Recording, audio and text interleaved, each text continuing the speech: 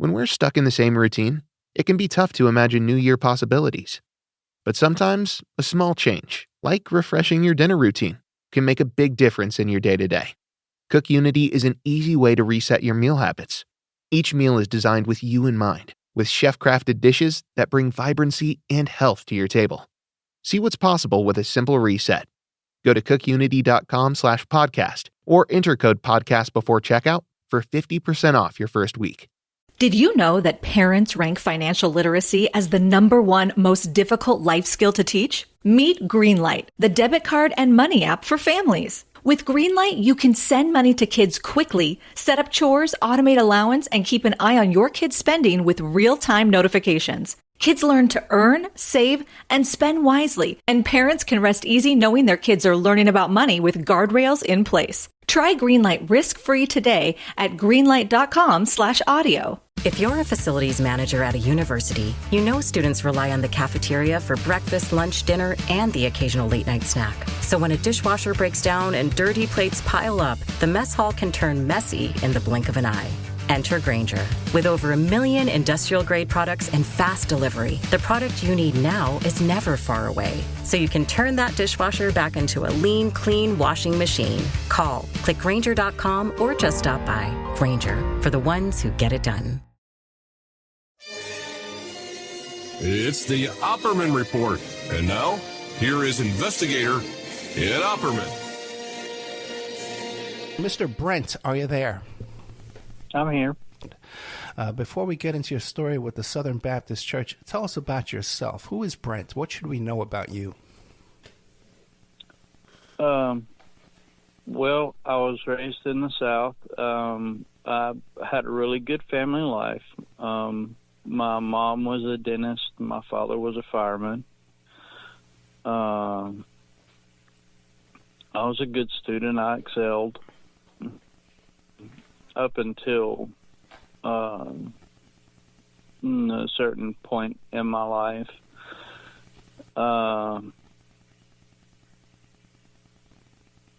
I graduated Griffin Technical College in computer technology and design. I never followed that career. I bought a hardware store back in the early 90s. Got married, had a daughter, and then my past caught up with me. When I let her know about my past, it just kind of crumbled on from there. That's like the trauma from your childhood is what came back up, right? Yes, sir. Yes, sir. It was a nightmare. Now, I'm surprised to hear that you say you're from the South. Where'd you pick up that Brooklyn accent from? You don't have. Don't worry, Brent. You don't have to tell us you're from the South. Okay, we can tell. In fact, many people could probably pinpoint exactly what state, and even some what region of that state. Oh boy. Okay. Now we had a long talk yesterday, so I know what happened, man. But give us an idea. What was your first contact and your experience? Because I think the majority of your experience with the Southern Baptist Church has been positive, correct? Correct. It was.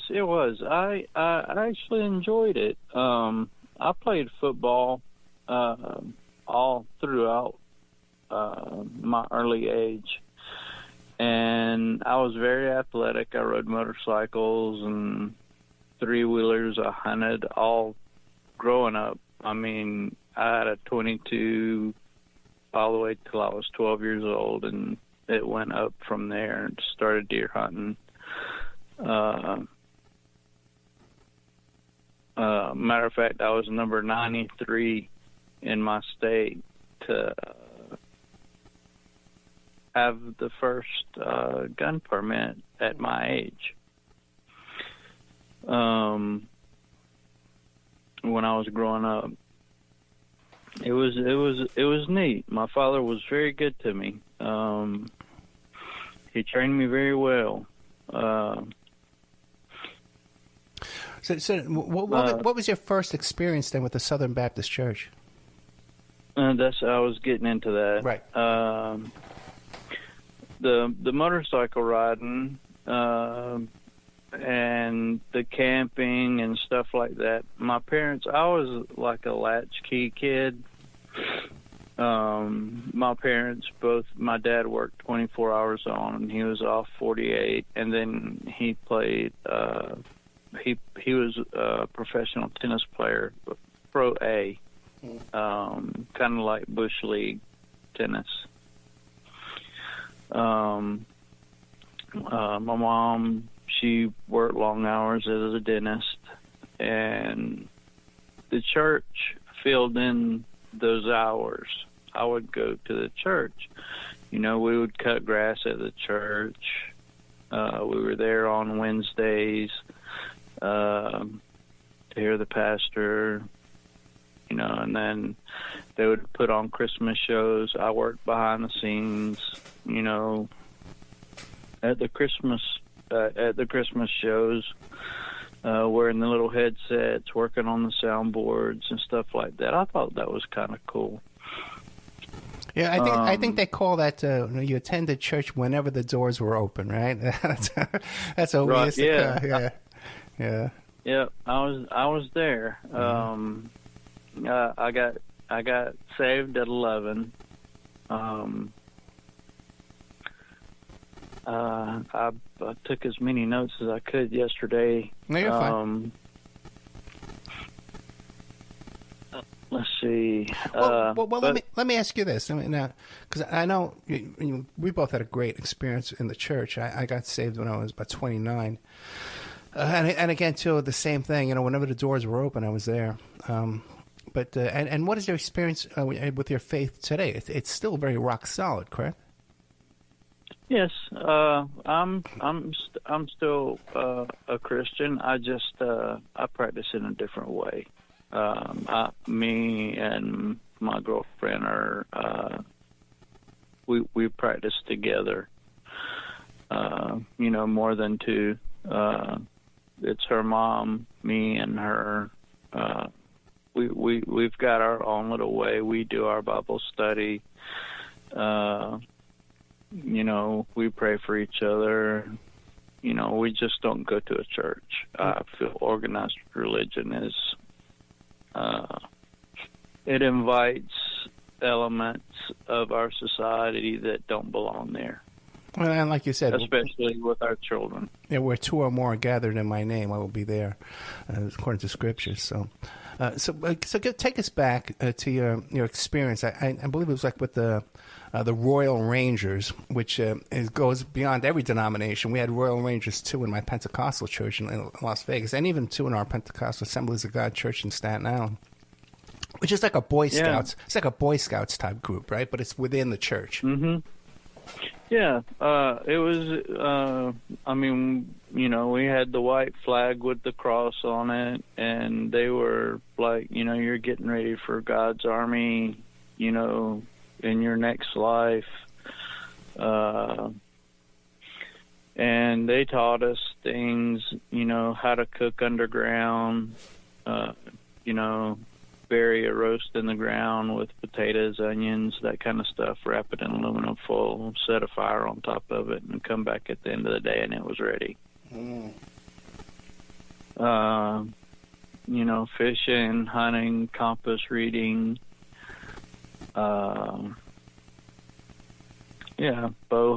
shooting bow and arrows, 22s. We had I won't say fairly, we had a very wealthy man in Georgia that let us use his land. And he had all those things, motorcycles, big hay bales out there that we could shoot into. We could go camping out there. They were great people. I cannot say anything bad about this man or this family. They were wonderful. They treated us well. The Royal Rangers, when I started getting involved with that,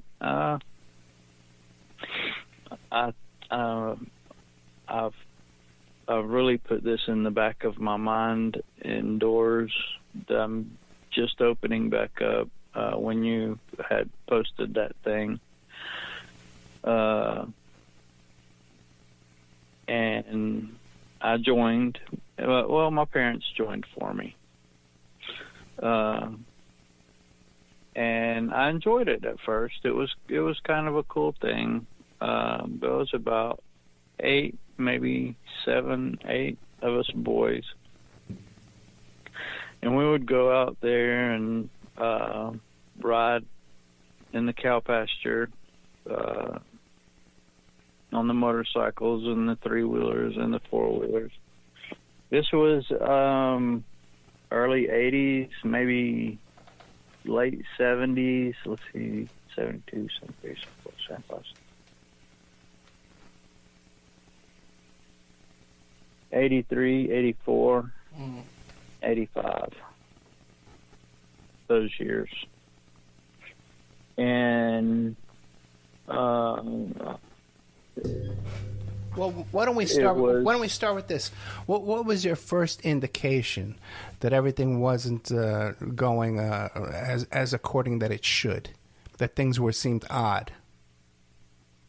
Well, my parents put me in Royal Rangers, and one of the, I forget what we called them, but you would call them today like a scoutmaster or a scout leader, maybe an Eagle Scout. He came to our house and met my family. And I had issues in math, and he was a senior in high school or maybe first year in college. And he tutored me in math and got me through my little break in there to help me through math. And he became a magnet to my family. He would come to my house and eat. And these people were wealthy. But he got to where he knew my parents very well, where my parents would trust me with him. And then camping. He would mention camping trips and stuff like that, and he was like, "Well, my father's there. Nothing happens. We're in a gated place. Kids can't get very far. Even if they did get lost, we would find them within a couple of hours." And my dad was all for it. And they signed me up. And this was I was maybe 9 or 10. Right.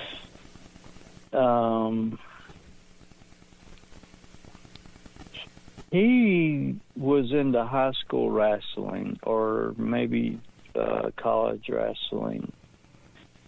And he liked to wrestle with kids. I know we didn't go over this yesterday. This is all coming back to me now. That's fine. And we wrestled. He taught us how to wrestle. And it got towards the end of it to where it kind of made us feel uncomfortable, and kids were talking off to the side, Well, he would grab me here, touch me there, and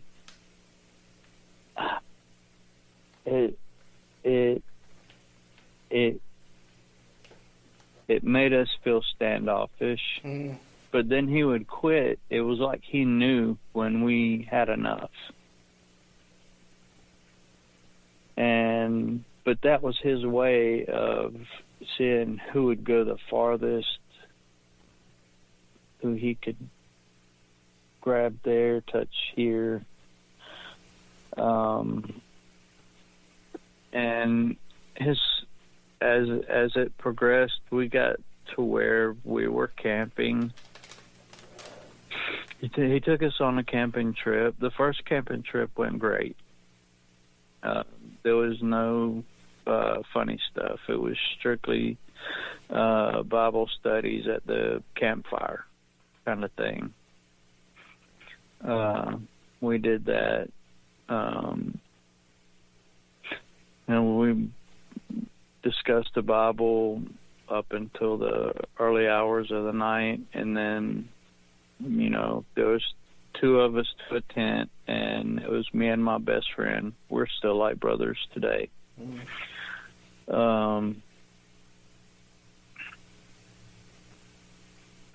We went on. We had this. It turned into a Friday night thing. Maybe once every 2 weeks, once a week. They had got to where they wanted us to do this. And my mom was like, this is too much. And my dad was like, well, he's learning skills, for later in life. So they kept me in it. And they thought this guy, could do no wrong. He made me excel in math. Now, Brent, I'm curious for a second here. Now this a young wrestler guy who helped tutor you and stuff like that. The first time he came to your parents' house to introduce himself, was he wearing the Royal Rangers uniform? No, he came there. Do you remember those? I'll call them. I'm trying to think who was popular. They were shorts, but they were way high. Right. Like those 1970s, 80s. Yeah, Mark Spitz would wear those really short. Mark Spitz does. Yeah. On the cover of the Wheaties. God, what the hell were we thinking back in those days? What were we thinking, man? Yeah. Exactly. He had those on, and he had on a tank top. Right. Okay. And this guy was about 6 foot tall, and I was, I hadn't even hit my growth spurt yet, and my parents thought that was kind of funny. He didn't have the red, the rose uniform, the rose-colored uniform on, or any of that kind of stuff. He came there and he had 3 Christian flags, and he handed my parents that. That was his introduction or his way into our door. Gotcha. Okay. And well, those shorts. Go ahead. He would. Go ahead. Well, because I was going to get into the whole stuff, but yesterday you were telling me about being buried in those cardboard boxes. But tell us about the shorts. Oh yeah, he had came to my house and he wanted to show my parents that he was into wrestling. He wrestled with me for a little bit, and then he went to the bathroom. Wow. He came out, and you could things were obvious back then, and you could see that he was excited.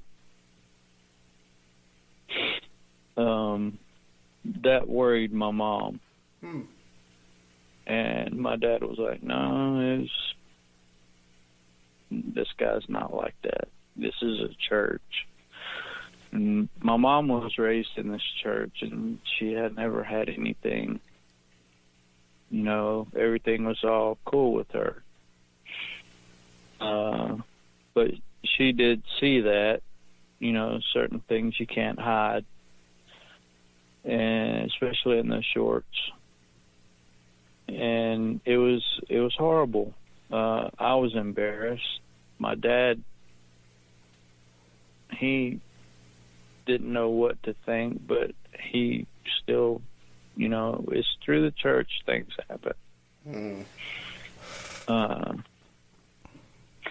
But it wasn't, he didn't do anything wrong to me during that period. But that was his way of showing them, look, I can wrestle, we do this, we'll teach them wrestling, fishing, that kind of stuff, survival skills. Right. He went over, telling them we read the Bible, we go camping, we teach them how to pitch a tent, literally. It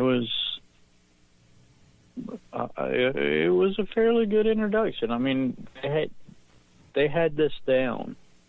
We wasn't his first class, right? Or him and his father. That we wasn't their first class.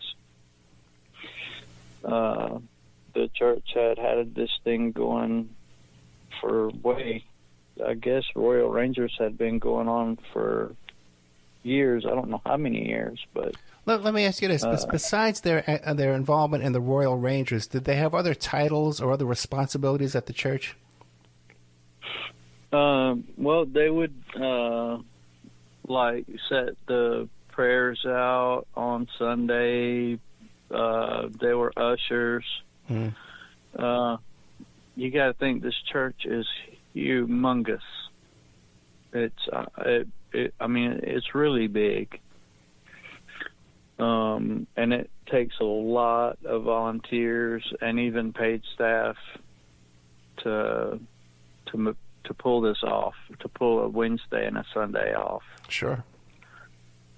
On Saturdays, they would deliver meals to the old folks.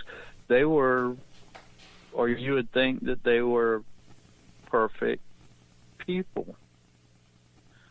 On the outside, they were perfect. I mean, great, but get them around kids, and it was a nightmare.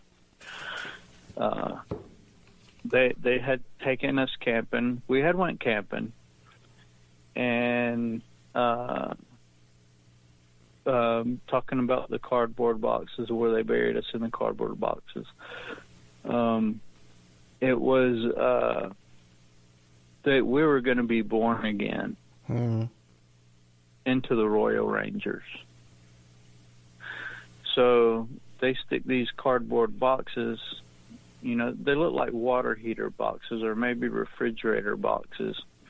And they would put two boys in each hole, and they'd put it over our head. I mean, it wasn't anything to get out. It was, maybe a 6 inches, 7 inches of dirt over the top of the boxes, and we just crawled our way out of it. And when you got out, you were a born-again Christian. In other words, you left all of your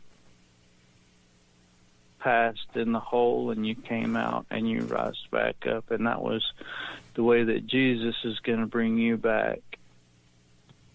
And that's fascinating. Almost like a water baptism, but this was a baptism in soil, but very unusual. Right. Yeah. We didn't think anything about it being kids. Because we knew we were going to die. Jesus brings you back from your coffin, or from however you are, your soul, your ashes to ashes, dust to dust kind of thing. You come back to life. Jesus brings you back, and you go to heaven, or however they were explaining it to us. I don't quite remember the way that they explained it to us, but I was putting it together last night and remembering all this stuff. Things were coming back to me, and it was odd. It was very odd. I mean, we had tiki torches, that lit up the area. They had decided, I think we were maybe 11 or 12. No, 11, 10 or 11. They had taken us camping. They had gotten familiar, and we were comfortable being around them. The touchy-feely things had kind of stopped for a while, and they had a group of kids. And when you got 10 kids, maybe 8, you got to pick. If you're going to do something, you pick 2. When there's 2 of them there. And I guess we were the 2 kids that they figured would go along with their plan. Well, let me stop you for a couple of seconds here. Now, first of all, the only 2 adults there were this father and his son. Correct. Those are the leadership there. They didn't have any helpers or any other chaperones or any other type of people helping them? No, sir. No, and when you say to me, well, they chose me and my friend, they picked us out of this group, how do you know that? How do you know that they weren't also isolating 2 other groups of kids? You would have no way of knowing that. They could have been isolating all these groups, and these other duos are walking around now thinking they're the only ones who were targeted. Well, you're right. And this wasn't the only trip that this happened. This was the one that I remember that kind of scared me as a kid. I don't want to go in too much of a depth of it, but I won't leave your mind too much to think about. They gave us compass and a map, and we had to follow, there would be like a golf flag in the middle of the woods, and you start off, they would drop you off in the either in the cow pasture or there at the corner of the woods at the lake, and they would give you a compass and a map, and they'd say, all right, we had been learning how to read a compass and a map, and then you would go by and you would find a golf flag, and there would be like a trinket in there, depending on how many kids. There would be a trinket in there, maybe a cold soda, a flashlight, things like that would be in right there at that golf flag. So you pick up that trinket, and then that leads you to the next spot. You could follow your map and your compass, and you go to the next spot. It was basic land navigation.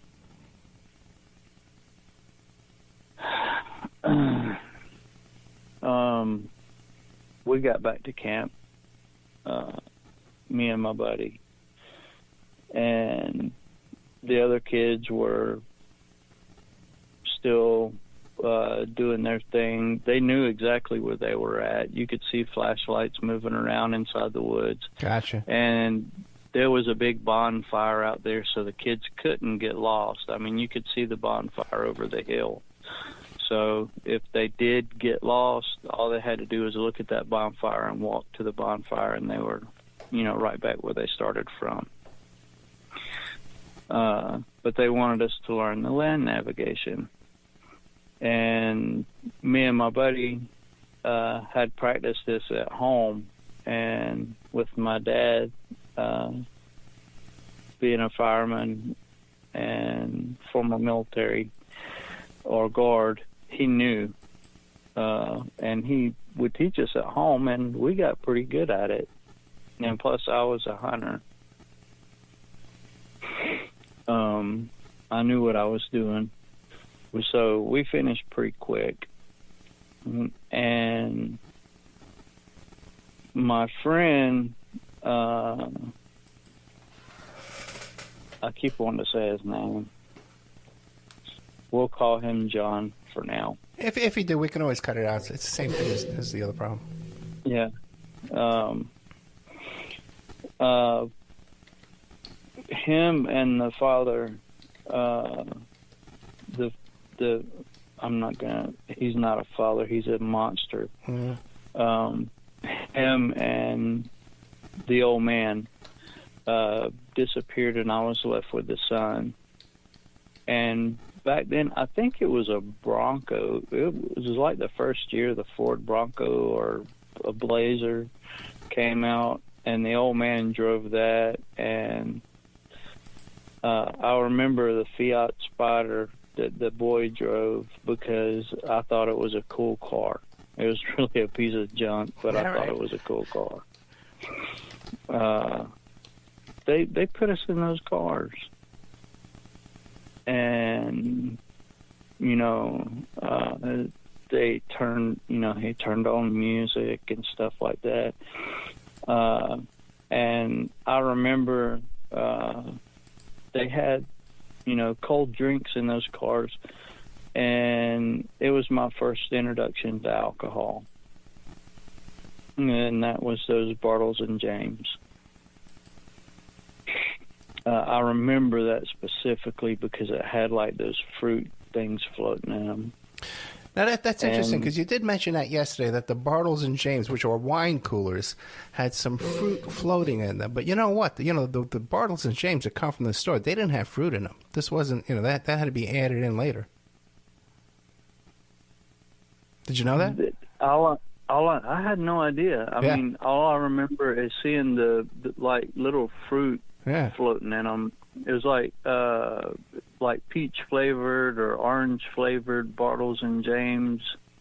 They poured it in a cup, and you could see the little oranges float, or not orange. It was like chopped up fruit.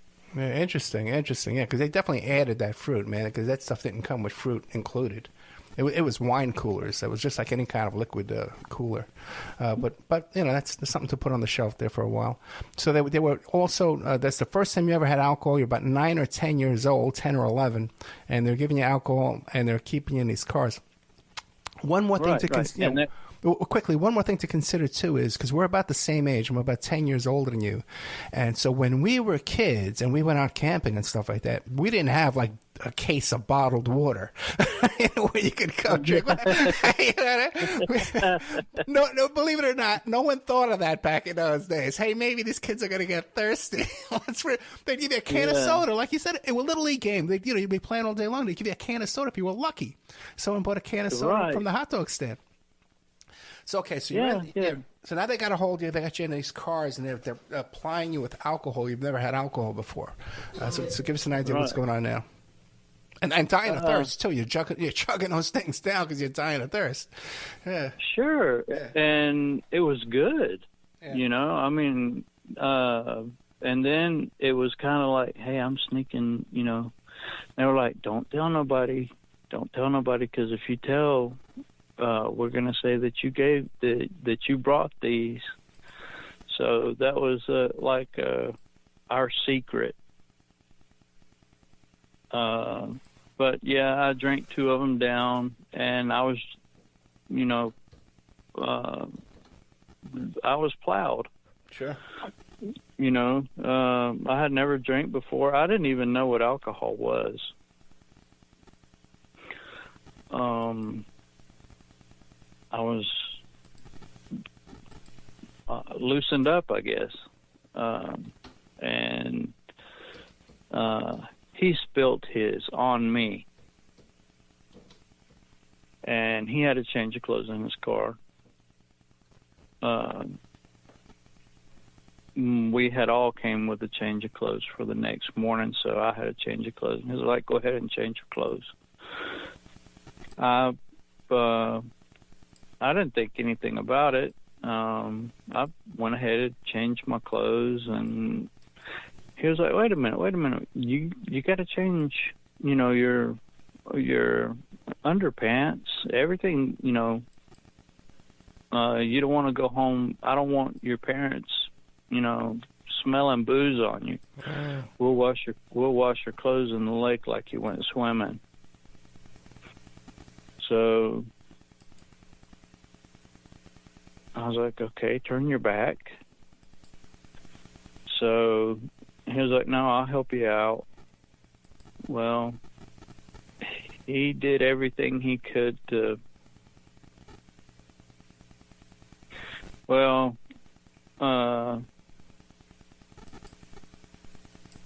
nature happens. Right. And he was like, you're going to be a big guy. And I was like, what are you talking about? And he's like, you're going to grow up, you're going to be a big guy when you get about 14 or 15 years old. He said, you're going to grow up, you're going to be strong. I didn't know what to say. I didn't even know how to answer or rebuttal any kind of question. I just let him talk. Well, we were,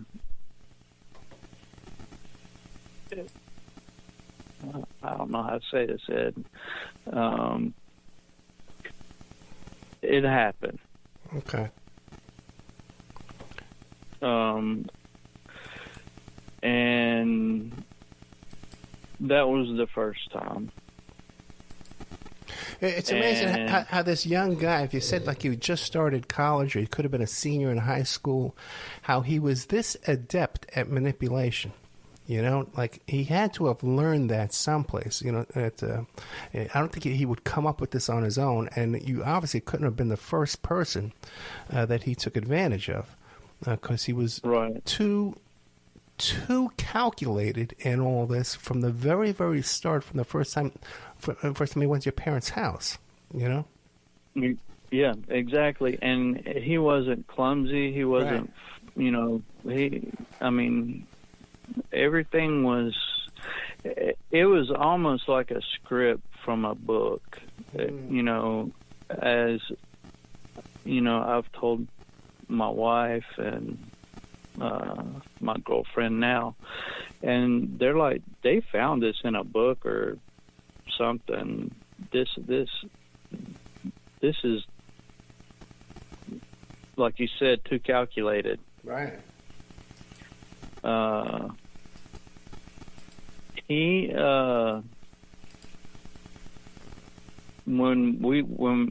after I had got my underwear back on and everything, I was ashamed,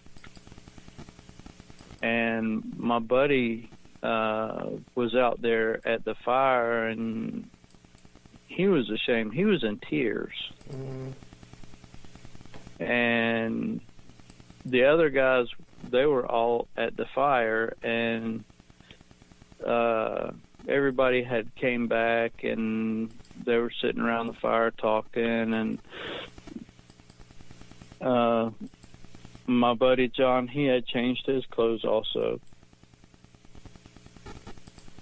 And I went up to him, and I was like, what happened? He goes, I can't tell you. He goes, it's a secret. He goes, I promised. And then he goes, I'll tell you tomorrow. And like I said, we were like brothers. We grew up together from kids, from real tiny kids. And the other fella, we'll call him Jack. He was in the father's truck also after Lee was in there. Jack was in there, and so there was 3 drunk kids. And I asked him, I said, did you get that Sprite with fruit floating in it or whatever that thing was? And he was like, yeah. He goes, I drank 3 of them. And he was sick. Yeah. I mean, 3 of those wine coolers made him sick. And I was like, well, I had 2 of them. And this was, after the middle of the night. And then they would come around and check on each tent, periodically through the night, make sure everybody was okay. And the son crawled in the tent with me and John. The father crawled in the tent with Jack, and whoever was in the tent with him, I know the other guy's name, but he I don't think he had anything to do with it, or if he did, he never said anything. But didn't. Brent, there's no way that the father and son that were doing the abuse couldn't have known that the other one was also doing this. They were in cahoots. Right. There's no way. Right. So the son had came in the tent with us, and he got down to his underwear, and we were wearing tennis shorts and a tank top, and he got down to his underwear, and he would roll on one side, and me and John had a sleeping bag, laid across the floor, and then we had another sleeping bag that was our cover, and this was early spring, so January, February, late February, maybe early March, that this had went on. It was still cold at night. And, he would throw his arm over you like he was cuddling. It was all strange.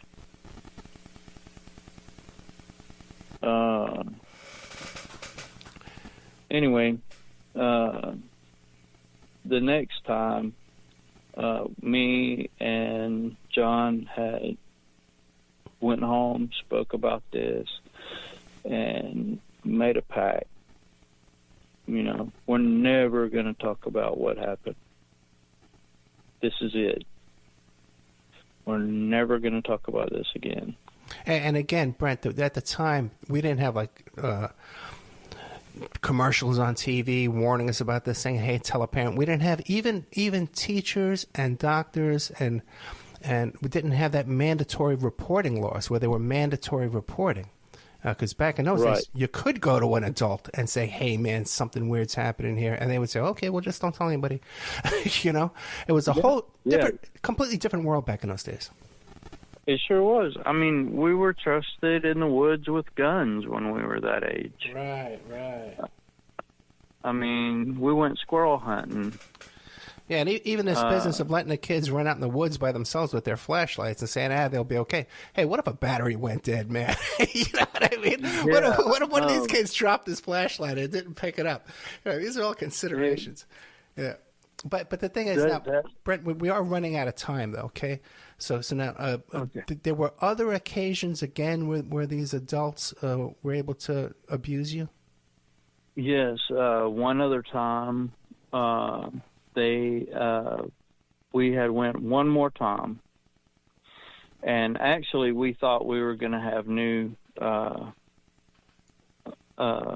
Royal Ranger leaders. Right. We thought that somebody else, but it turned out it was these same guys. And this time, they wanted to teach us how to escape being tied up.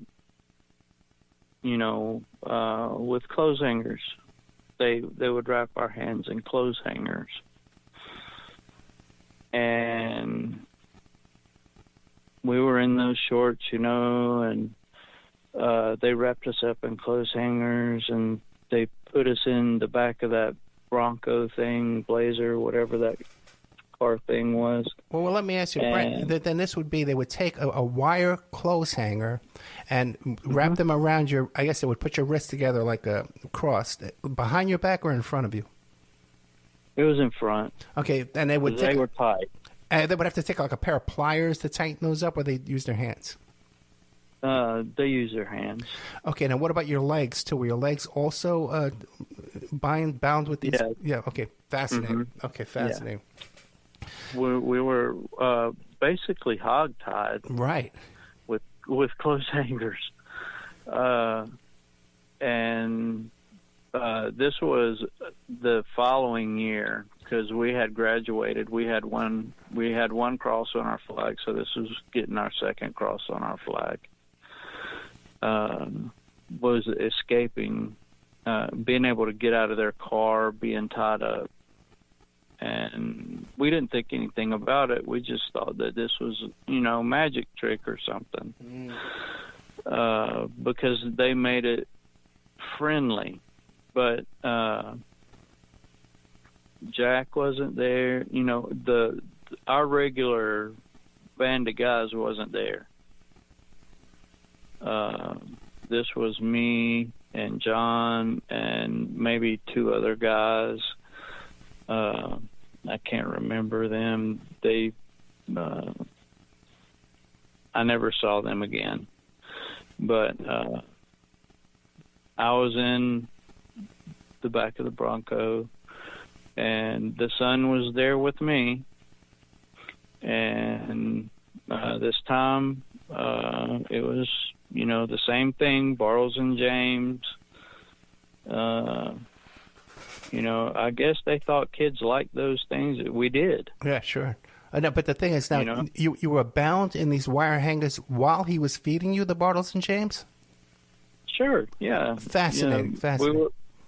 We were drinking these things through straws. They would pour them in, I don't guess it was a solo cup back then. I don't know, but they had ice in it. It was a cold drink. Yeah. And this was a summertime thing, middle of the summer. They got us in these wire things, and we finally escaped out of them, and we got by the fire, and the father and the son had, I don't know where they had went, but me and him got really freaked out, and we jetted, we split. This wasn't going to happen again. And we ran. And didn't run until we hit, it was like a valley in the woods, like a creek bed. And we stayed there. And I guess they had half the church out looking for us. And we started walking. As soon as the moon came up, we started walking, and we hit one of the main roads, and one of the guys that was searching for us happened to own the property, and he scooped us up, and you could smell the booze, and he took us back, and he was like, "You can't tell your parents about this because we don't want anybody to, we want to keep using this land. This land is for teaching you guys about mentorship, leadership." And that's what we were supposed to be learning. But this had nothing to do with leadership or mentorship. Little kids getting pictures taken of them around the fire, after swimming, drying out in their underwear. That's just not it. It's pervert 101, Quick question. Now, you mentioned to me earlier that when he first went to your parents' home, he assured them, don't worry, because if the kids get lost, we find them in a couple of hours. So do you think there were other kids that had ran for their lives before you guys ran for your lives?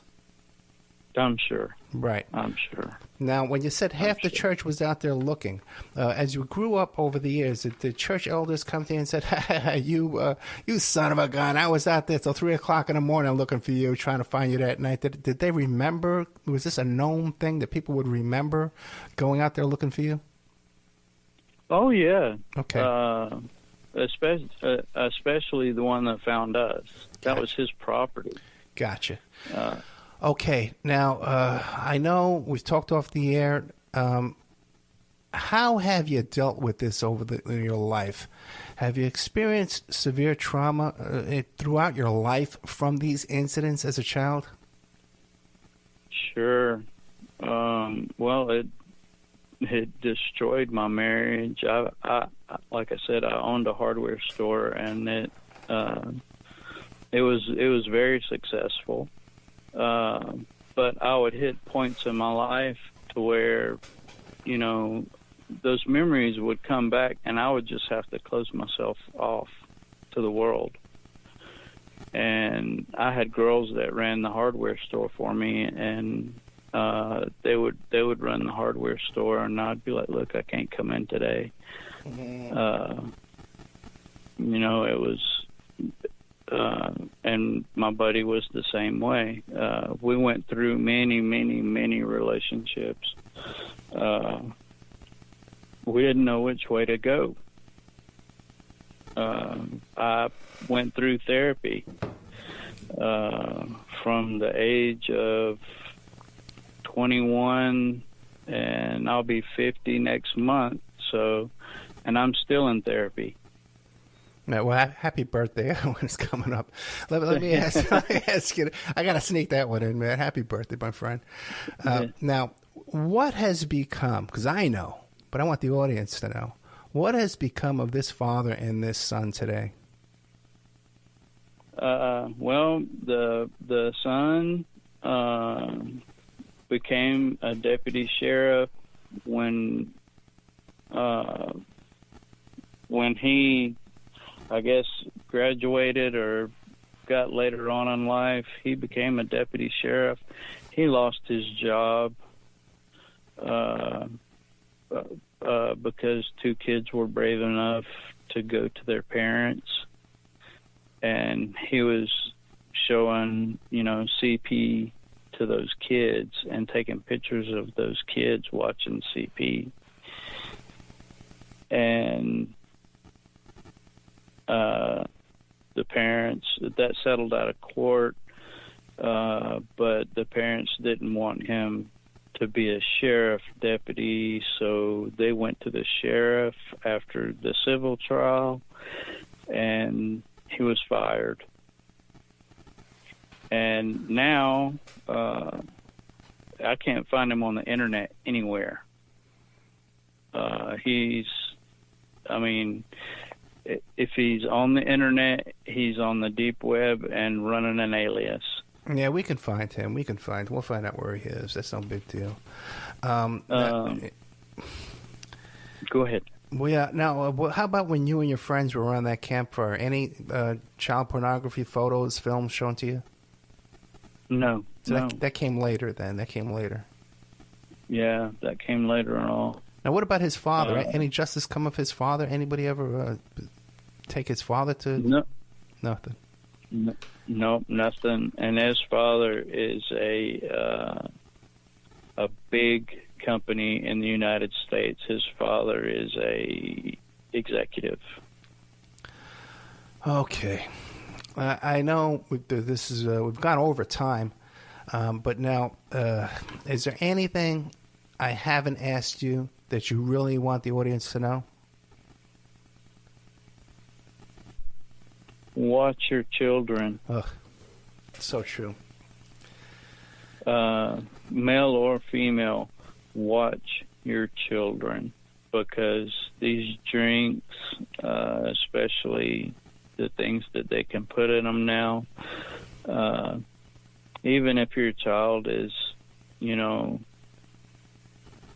you think your child is would tell you something, they're ashamed, they will never tell. They'll keep it till their grave. And it took a lot. I thought about it a long time when you posted that up. Yeah.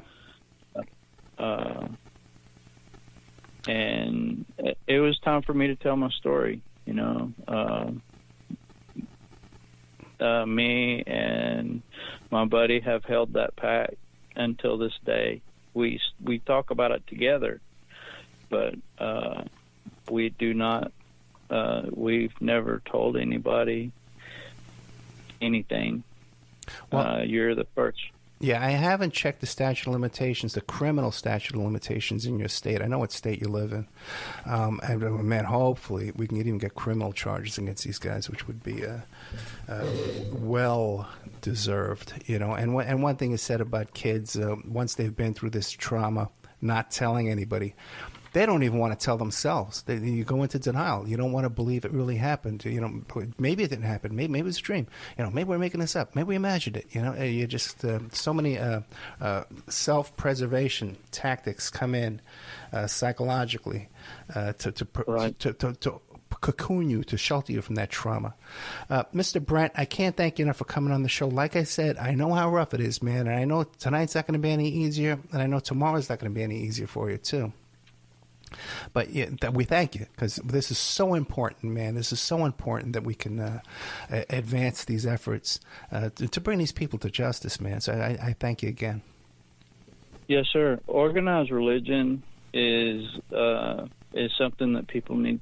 You really need to pick your church. If you're going to go to church, please know everybody that's in there. If you have to, you can. It's as easy as a Google search or a DuckDuckGo to look somebody up. You know, if they're on that list, and if they've ever been caught. Even if they're not, if you have a bad feeling about somebody, just keep your kids away from them. You know, there's nothing to be ashamed of. There's nothing to be embarrassed about. To err on the side of caution is nothing to be embarrassed. And again, too, in your parents' defense, back in those days, we had no idea. You know, there wasn't all this stuff. We just didn't know. You know. Yep. Brent, exactly. Brent, thank you so much, man. We are out of time once again. Thank you again.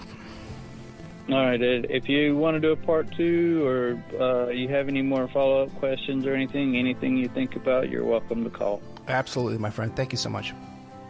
Uh-huh. Good night.